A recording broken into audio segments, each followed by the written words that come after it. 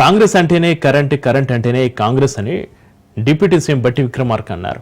కాంగ్రెస్ వస్తే కరెంటు ఉండదని ప్రచారం చేసిన నేతల నోళ్లు మూయించామని డిప్యూటీ తెలిపారు. జనవరి 15 నుంచి 15 నాటికి 4000 మెగావాట్ల విద్యుత్ ఉత్పత్తి సామర్థ్యం కలిగిన యాదాద్రి పవర్ ప్లాంట్ను జాతికి అంకితం చేస్తామని బట్టి విక్రమార్క స్పష్టం చేశారు.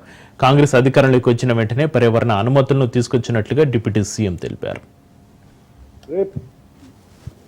జనవరి లోపల అంటే ఈ సంవత్సరం డిసెంబర్ లోపలనే వాటిని సంపూర్ణంగా పూర్తి చేసి జనవరి 15 కల్లా పూర్తిగా ఈ జాతికి అంకితం చేసే కార్యక్రమాన్ని సంపూర్ణంగా చేస్తామని చాలా ధైర్యంగా చెప్తా ఉన్నాం. సమానంగా ఆర్ఓఎఫ్ఆర్ పట్టాలు పొందినటువంటి వాళ్ళకు కూడా సమానంగా పరిహారం ఇవ్వాలని చెప్పి 2013 భూసేకరణ చట్టాన్ని కూడా కాంగ్రెస్ ప్రభుత్వం తీసుకొని రావటం వల్లనే ఈరోజు ఈ న్యాయం చేయగలుగుతా ఉన్నాం.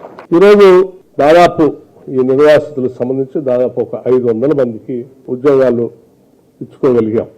సరే, పరిశ్రమలు పెట్టినప్పుడు త్వరితగతిన కూడా పరిశ్రమల్ని పెట్టిన దానికి అనుగుణంగా ఈ ప్రాజెక్టు పరిశ్రమ ద్వారా సిఎస్ఆర్ ఫండ్స్ ద్వారా పూర్తి స్థాయిలో అందిస్తామని చెప్పి ఈ సందర్భంగా అటు వెంకటరెడ్డి గారికి, మంత్రి గారికి, అటు శాసనసభ్యులకి, శాసనమండలి సభ్యులకి మాటిస్తా ఉన్నాం.